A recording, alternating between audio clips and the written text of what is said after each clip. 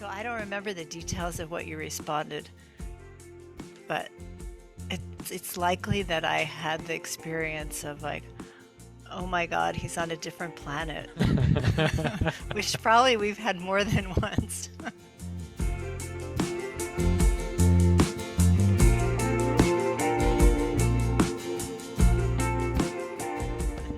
I think that's your consistent experience of me. Yeah. Which reminds me, I did want you to share your experience of me when we met the Oh first my time. God. Okay. I can try. Please. It's sort of, shrouded in whatever, but In okay. lore and embarrassment. Lore, that's right. No, more like middle-aged memory. But so I think we met more than once, but there's really Right. only one. There's one encounter I remember that was probably before we really connected. Okay. Brockton Interfaith Community had a press conference, I believe because you were announcing something about taking in immigrants in sanctuary, something like that. Like, Yeah. was that it? Like preparing in case there would be that. I think we were trying to announce as a unified faith community that we would take in people who are undocumented and Right, protect them you from would. ICE. Yeah. Right, right. Okay. So I just remember I was in the audience and you were up there with, I don't know, there were maybe like 8 or 10 different speakers, and you were sort of standing in a semicircle and taking turns talking. And um, yeah, what I remember is that you, from the very beginning, you were somebody that I just couldn't, I didn't have a category.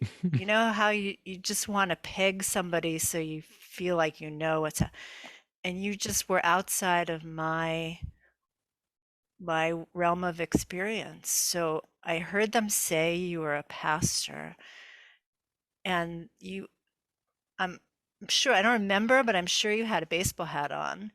Yeah. And I Oh, I saw don't that, know. I don't know. I might and not I have. saw the tattoos, and you certainly weren't wearing the suit and tie that some of the other people there were wearing, but you looked completely different. So that was, I have sort of middle class American, certain age prejudices about tattoos, which I no longer have. You have opened my mind. But so it was like, oh wait, pastor, tattoos. And then I don't know whether you said or somebody said in introducing you that you didn't have a congregation. Right. And so again, like the mind tried to find where to put you. And I ended up making up this idea that you were a street minister, which Yes. somehow that meant something I don't know what that meant, but yeah, okay, so that was part one.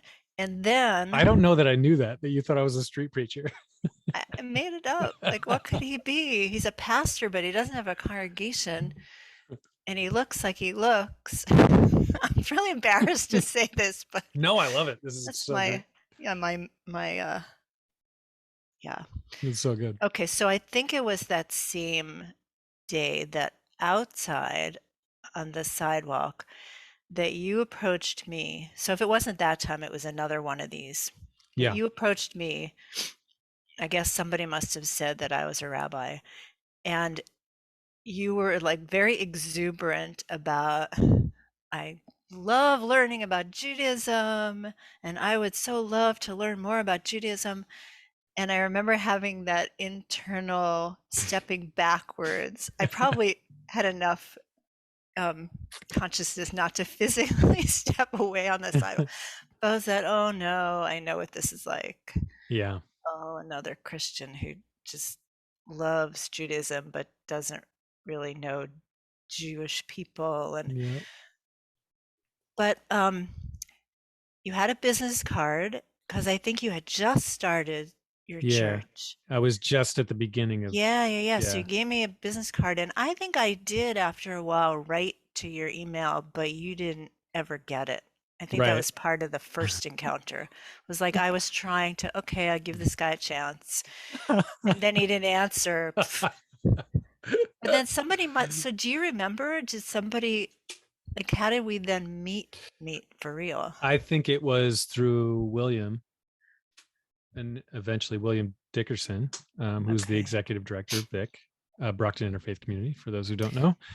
And he, I think, introduced us in a different context that made it less like, here's a fanboy of Judaism, and and like, Right, here's a potential for you two to work together, or for your organization that you and Rabbi David started, right, Sharon Interfaith, to work with us at Brockton Interfaith. And I think right, that was the initial real, like, we're both human beings trying to do a similar thing, and not like the right, Christian Judaism thing that right, right. I was a little So obsessed that's with. what I remember. Okay, yeah.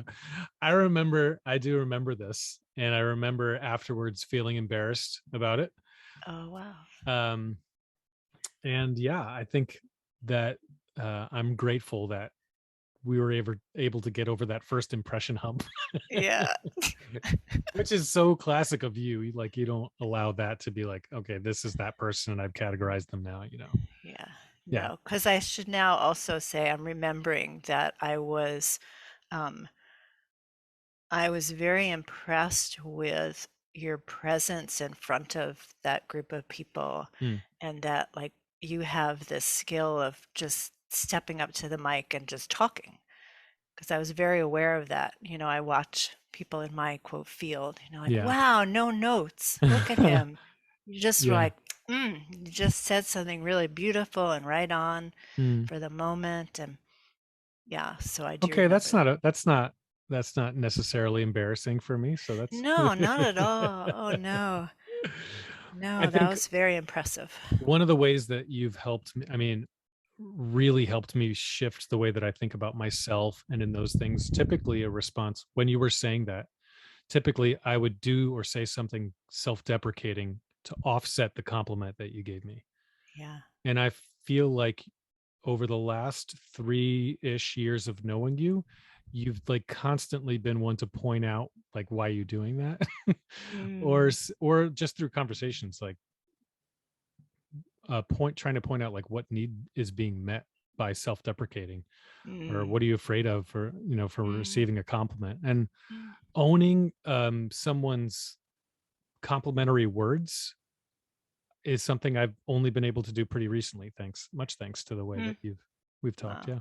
One of the things, obviously, like you and I talk about all the time is needs, and you like have heavily Mm-hmm. invested in this whole concept of nonviolent communication, Mm-hmm. sort of starting with that the compassion book by who's Tom the author? Bond. Tom Bond. That's right. Tom Bond. Thom. Yes, Tom. You gave me that book, and you've been a great uh, you've been a great evangelical for that book. Small, small E. Small c. And I am so appreciative of it, because I think everything I think about now is framed around needs, Yeah. you know? So I guess I wonder now, if I'm looking back at just our beginnings, that interaction, maybe like what are some of the needs that were going on for both of us in that space? Wow. Wow. And interesting. Yeah. Um, I know it's hard maybe to get back in that frame of mind, but like what was it that compels you to show up to something like that, right. you know? Yeah, it's a good question. Well, I know, all right, this one's an easy one because it's a need that I am aware of in myself pretty much daily, Nice. which is the need to contribute to other people's lives. Hmm. So contribution. So I was Contribution. looking for a group that I could plug into where I could find a way to contribute. Yeah. And weren't you through Sharon Interfaith working on immigration in Sharon? That's how we started. Yeah. a- And it wasn't even really a planned thing. It was Mm. like, whoa, Trump, whoa, immigration. Yeah. Let's have an immigration forum because that's what everybody's all fired up about. Yeah. So we kind of rode that wave. Yeah. Yeah. So for you, this need to contribute, to want to connect maybe, and to Hmm. see what's going on. Um, so there's like one of the things that every time I do a needs check-in, it's connections in there. That's like, Yeah. Oh, absolutely. Oh you my know. God. Yeah. Um, so for me in that space, I Uh, wanted to make sure I had this like deep need to, if I could, show up, and I knew that people were suffering and I could do something about it. I had this need to be there, to mm, say something. hmm. I don't know.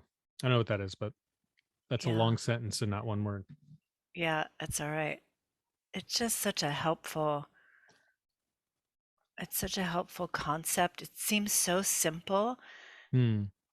It's that idea that we do what we do because we're trying to meet a need, Yeah, I think but it that's just fits absolutely everywhere.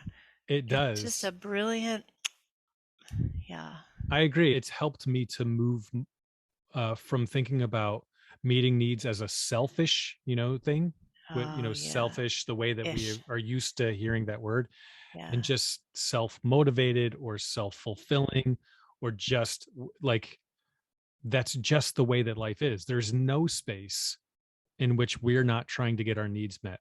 And Yeah. I thought about this as like a community building exercise at some point, you know, just ask the room, name one time when you're not interested in meeting your own need, you know? And I was Oh, thinking about it like if you're going for a job interview, if you're driving in the car, if you're going to anything. anything, is about meeting your need. And it takes Yeah. away the stigma of selfishness or wow, you're so self-centered or whatever. Yeah, of Right. course. We all are. Right. Yeah. And I feel like I want to clarify. So the word Please. need gets used so much in our culture. Mm, So like it's important to clarify that we're talking about and by the way, I want to say that this is Marshall Rosenberg of blessed memory who mm, created this whole idea of nonviolent communication mm. and just, the brilliance of this. So the thing is that it's about needs, the universal needs that like any human has, Yeah. and you mentioned a list. So you and I use this one particular list, but people have made different ones. And of course, now it's all over the world in different languages. And Yeah. not every culture has the same concept, but the idea of just basic human needs. Mm, So it's not, I mean, there's some classic ones. It's not like, oh, I really need to have X amount of dollars in my bank account. right. Right. So that's using the word differently than you and I are using it. Yes, totally. It's like yeah, it's basic human needs, but it's not, Mhm, it gives language to things that maybe we mhm, weren't aware of. The list mhm. that is a part of this book, the compassion book, it's in the book. If you're listening and you are interested, you could find it on Google anywhere. Just type in the compassion book needs list. And it is so helpful because it breaks it down into sort of connection and Mhm, physical needs, sort of like air and breath and movement. And there's mhm. all of, and connection shows up in different ones, or there's meaning, there's purpose, there's all sorts of needs that Yeah, and we play. play and play and adventure. Yeah, they're all there. Yeah, I appreciate that clarification because I do think that yeah, it's important to understand that these are needs that we have that are different for everybody, you know. That if I were to check, and they're different from week to week for us. So it's important to, or with day to day, it's important to be checking in with yourself. right. And if I could just take it the next step, which is what makes it nonviolent communication, Yeah. is to have consciousness of what might the needs be underneath what someone else is saying or doing, Mm, so that you can get to that place of, oh, they're just like me. right. They may be expressing their desire for that need in a way that is really not something I'm enjoying or worse, right? But if you can get to that place of empathy, that's what's so exciting about this world of NVC, It is, and I think. I think so too, and I think I immediately resonated with it, and almost felt like it was intuitive when I started reading the book. But intuitive in the sense that it just makes sense, right? Like Mhm. yeah, oh yeah, you're right. Okay, that makes sense. And it initially connected with me because of like my favorite quote that you've heard me say a million times. I'll just say it, by Dietrich Bonhoeffer, is that we must learn to regard people less in light of what they do or omit to do and more in the light of what they suffer. Now, it might be interesting to put need in there, more in Mm. light of what they need. Mm. But I love the concept. And, that was in the 1930s that he wrote that. And now we're talking as a society, in the helping professions about trauma informed care, and things like that. And ultimately, the goal really is to understand a person and why they're doing what they're doing rather than judging them for the things that they're Mhm. doing or not doing.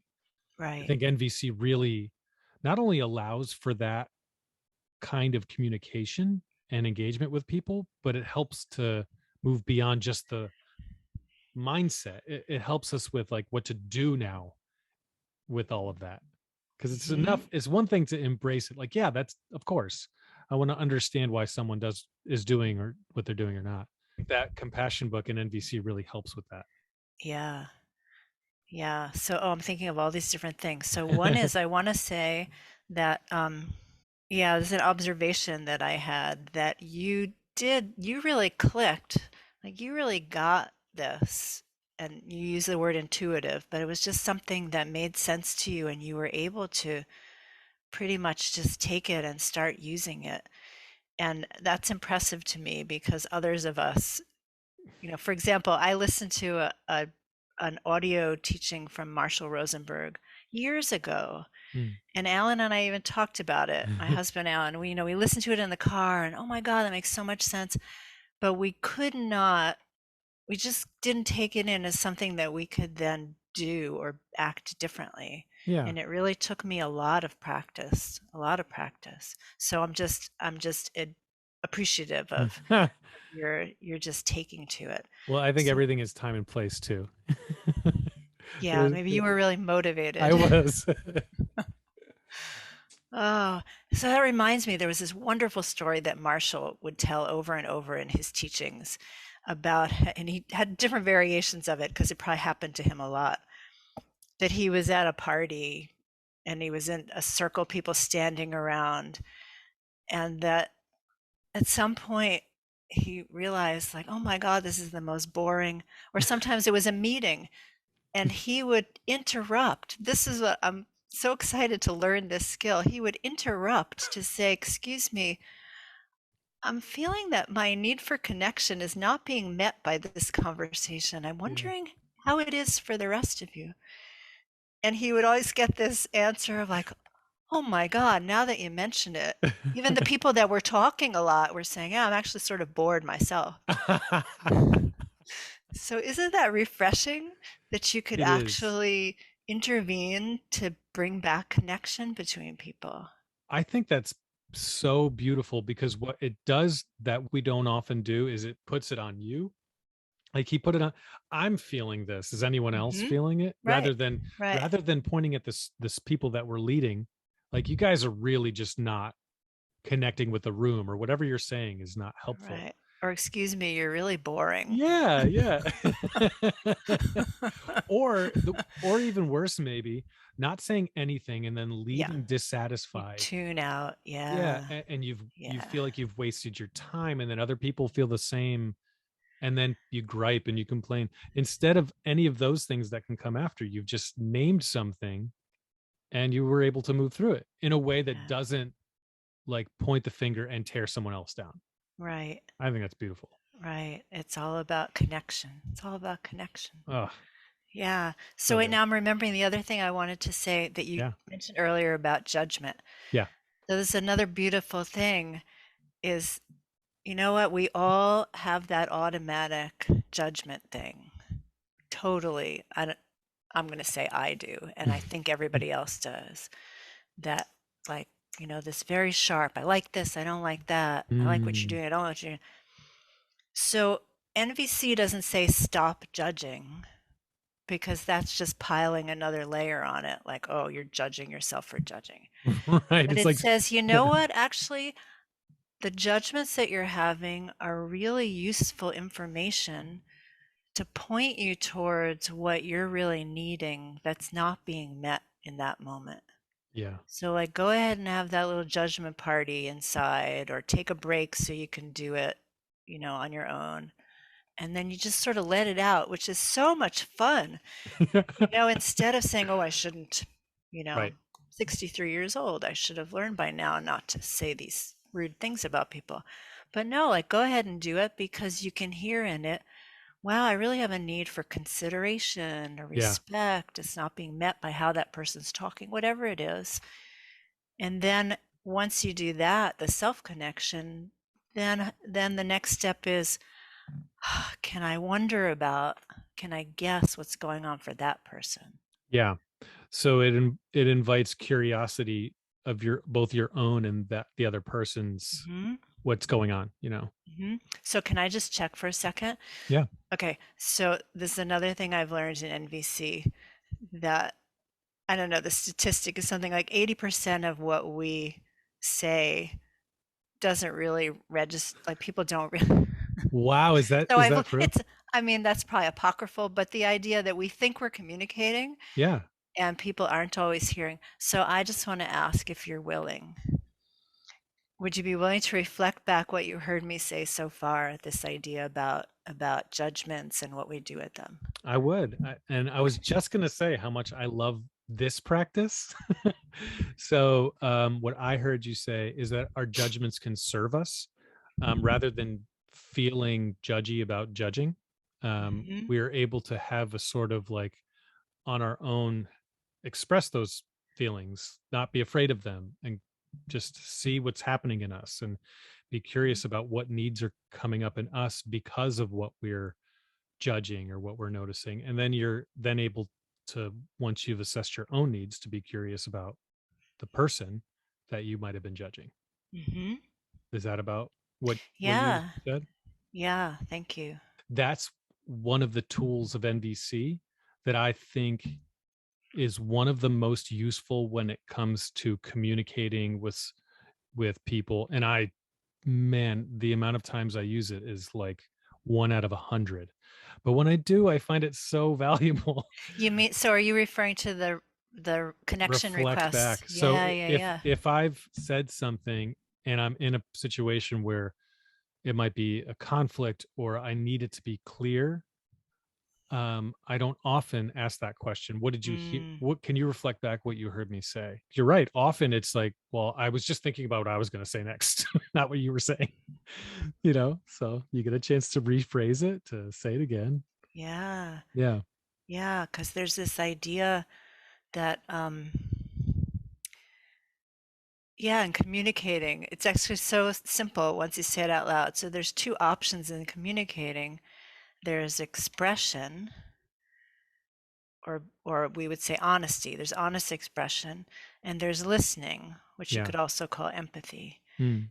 And that most of the time, if you're in a conflict or you're witnessing a conflict, you can see what's happening is both people are expressing.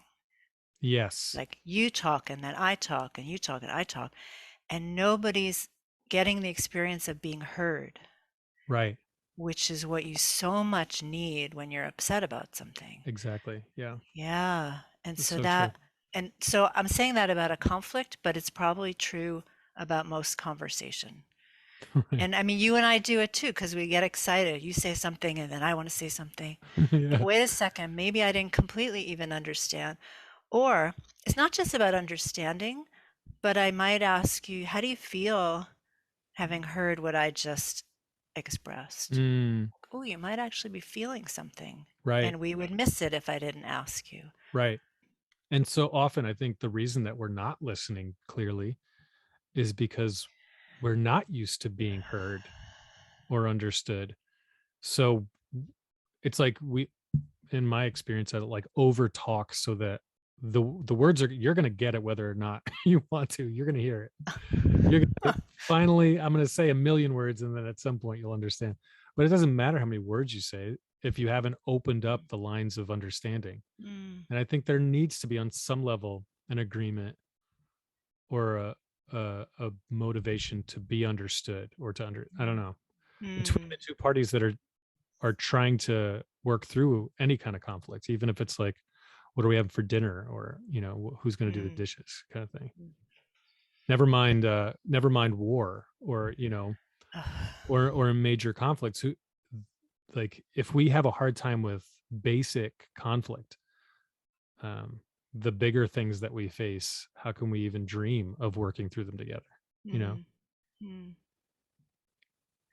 So can I ask you something? please do. Yeah, Okay. So right in this moment, how are you feeling having this conversation? you're good. I got to I've bring us back from like, Yeah, it's funny because as soon as I brought up war, my mind started racing and my heart started, like, I started to mhm, feel anxiety. mhm. And um for a while, okay, that's what I'm feeling. I was about to go down Yeah, there. yeah, yeah. Yeah. How about you? Thank you. Yeah, I had a similar little like, mm, ouch. Yeah. we we're accustomed at this point to these conversations. I know, like, social media is not a thing that everyone invests in, but if you do in some way, you're constantly being exposed to huge Mhm, things, whether it's like an actual war that you're viewing, or a baby's birth, or a wedding mm, announcement or something. mm, They're big life events that come one after another, and they're just big emotions. I've I've really tried for the last 2.5 years to stay away from news and social media in those ways, because mhm. I've recognized how much anxiety it produces in me. Yeah. Um, and at first I felt guilty about it, because I thought, I need to know, I need to have an opinion, I need to speak up. There's still something to wrestle with there, but I no longer feel guilty about that.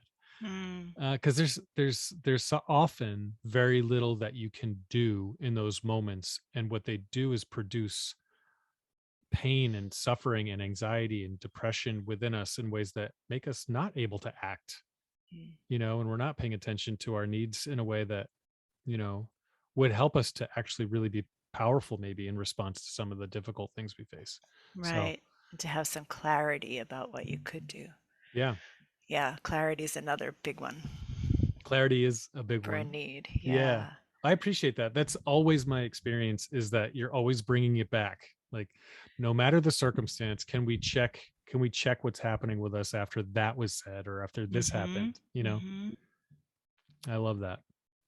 Yeah, it's like, it's something that to do on your own is a hard thing to institute as a regular practice. This is one of those things you do need a community to help you with.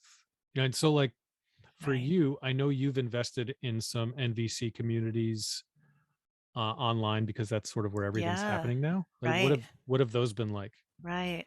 It's a wondrous thing. I mean, I first discovered that this was happening when the pandemic hit. I had, so like maybe 6 months before, I had realized that I wanted to learn NVC and was trying to find where could I take a class, whatever. And the pandemic hit, and I discovered that there was this global community that was already in existence, but it really just exploded Mm, that first year of the pandemic. So I was meeting people and making friends with people all over the planet, and just the most beautiful people. There were a couple of global fest, events, like an entire 3 or 4 days where around the clock, because people had different time zones, and there were trainings and there were discussion groups and things, and oh, the most beautiful people, mm, all committed to learning this way of speaking and being with one another. Just so inspiring, yeah. so inspiring. And I found a few teachers that really spoke to me and just took every class that I could find. Yeah. I So love right it. now, the teacher that I'm studying with lives in California, Okay. but some of the people in the class are from all over Yeah. the planet. That's incredible. Yeah. That's so incredible. Yeah, which is actually, so it's ongoing practice with one person at a time, and then also with three people where you Mm. practice mediating. You practice mediating a meeting conversation that people are having. a Yeah. conflict. Yeah. Yeah. Yeah. And I have discovered that I have acting capacity that I hadn't realized, or either hadn't realized or just haven't tapped in decades. But Wow. you do a role play in a mediation, and whatever it is that somebody asks me to role play, I'm just like, I take a minute and drop down, like, what could this person really be feeling and needing? And then just like stuff comes out of me, and my Wow. classmates are like, what? And I usually I'm in tears within minutes, like Whoa. almost all the time. I'm just crying. And to me, it's like it's not even acting. It's like, well, yeah, if you just stop and imagine, what is that person experiencing? Hmm. But there must be some way that you're like you can take on that person and then you can go home and not still feel it. This is one of the ways that I've struggled in my life, that I have felt like I've connected with people who struggle and suffer, Oh, yeah. and I've had a very hard time differentiating their pain from my own. Yeah. And I feel like I've worked through a lot of that in Mm, the last few mhm, years, but that was mm. the source of a lot of pain for me Yeah. for a long time of I remember one Christmas in particular. I was in a really lovely home, and I had just started working with people experiencing homelessness, probably like 5, 6 months in. Mm. And I had become close with some. And I knew that there was this one guy in particular who was sleeping behind a CVS on Christmas morning. And I know, like, for me, that was the holiday that I celebrate. And it was like it's like the big one, Yeah. and it was like, well, how in the world can I enjoy this with Mm, my family when I know mhm, he's outside? And like, for me, that was that empathy, like, was just, it was so connected to the way I felt. And I left the work like, can I take time off? Can I do this? How can I dream of taking time off? I mm, really struggled with figuring out what my pain was and what other people's was. And had I known about this whole concept of nonviolent communication and understanding my needs and paying attention to my needs, and mm. not feeling like I had to lay my life down for some greater good, which is a concept that I was taught in Christianity. Yeah. It would have probably saved me a lot of pain and anguish. But it's one of those Wow. things that I really want to teach my kids. And we have this little chart of like a smaller list of needs, and feelings. What are you feeling right now? um Oh my God, I have to tell you, I just got this. It's a card game that's the feelings and needs cards. no Wait, I way. just have to show you this. Yeah. Okay. Please So do. people who are listening aren't going to be able to see this, but they're feelings with like a bear Yes. showing that emotion, and then there's cards for each of the needs. They're so wonderful for Oh, family. I love that. I think I'm going to gift you with a box now that we're talking about it. You're so great. Yeah, I but feel, everybody should be able to unpack yeah, from an things early like age, that. the earlier that Yeah. we learn these skills of tuning in with ourselves. What do we just did this practice before we jumped on, of like breath, body, need. Is that what you called it? Hmm. You just take a breath, you notice the need that's happening in your body. The earlier that we can learn these things, the like teaching kids this kind of stuff is so valuable. And I feel like if it's second hand to them, maybe we can Ah, prevent some pitfalls. And some, there yeah, will definitely be their own, but it'll get right. to some kind of um awareness that prevents some of that stuff that I experienced. I think it could. Who knows? But then, that makes me realize something that you and I have talked about a lot, which is those painful experiences have made you who you are. Right. Right. And you're very precious the way you are. So, Yeah, that's true. This is a truth that I can't get away from, that like the thought of regret or wishing something didn't happen, hmm, ultimately means that I'm not who I am in this moment, which is the mm, combination of all of those things, right? right. I like who I am in this moment. And Yeah, that's an important place to come to. Do you I like do. yourself? Do you like yourself, Randy? I do, Yeah. Dave. I do. Yeah, I haven't thought about it quite that way, but yeah, I Do you do. enjoy your own company? I think you do. I definitely do. Yes. Yeah. I make myself laugh a lot. But I want to go back to something you said about regret Yeah. because I think there's actually a real place for regret, Mm. but not in, again, it's not about like beating yourself over the head, Yeah, for sure. but like you can look back at things you've done and regret the, the way that you attempted to meet a need that Yeah. may not have been the most skillful way to do it. I love that. That's a Buddhist concept, right? A Yeah, but skillful and unskillful. I like that. can you say that again a little? Sorry, that sounds like asking a preacher to repeat a line. Like, can you say that again? That concept about how regret can be useful, because I think that's something to really harp on. That I Instead of need my to that I need to hear. That I need to hear. Yeah, but instead of my trying to say it again, Say it why another don't way. you first, no, no, Okay. no, see if you can, what did you hear? Okay. And I'll tell you if That, it's what I was trying to say. that's helpful. All right. So what I heard you say is that regret can be useful in the sense that you reflect back on how you were trying to have a need met and you regret that, and not to beat yourself up about it, but to recognize Hmm. that it wasn't the most skillful way, and that you can build on those skills and become more skillful in meeting that need in the future. Yeah, I Is like that the way about you said cool? Okay. it. That's the way I heard it, so that was like